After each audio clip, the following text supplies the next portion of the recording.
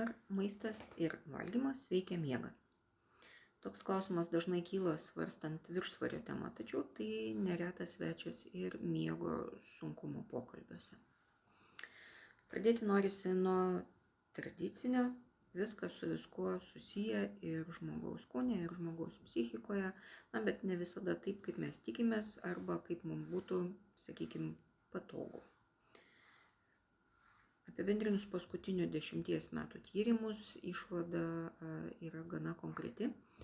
Nėra jokio reikšmingo ar aiškaus valgymo ar maisto poveikio miegui.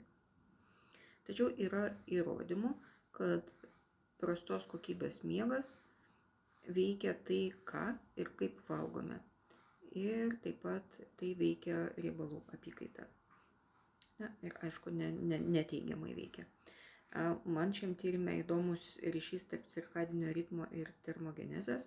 Cirkadinis ritmas yra miego ir būdravimo fazių kaita mūsų organizme, o termogenezė yra apie tai, kiek energijos, kartais ir iš riebalų, yra sunaudojama šilumai gaminti ir pats kūno šilumos gamybos procesas.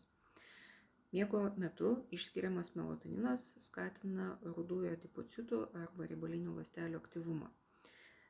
Ir tai reiškia, kad jei trikdome užmigimą ir melatonino gamybą naktinėdami, leisdami laiką ryškioje šviesoje, neįdami pakankamai anksti miegoti, tada, kai mums reikėtų eiti miegoti, tai stabdome mums naudingų riebalinių audinių sveikatą. Ir taip trikdome bendrą savo sveikatą. Tai nors dar ir rytas, tikiuosi, kad vakare prisiminsit tai ir nuspręsit vis tik tai miego ir užmigimo naudai, o ne dar kažkokio vieno darbo, kurį norisi padaryti. Taikos ir ramybės.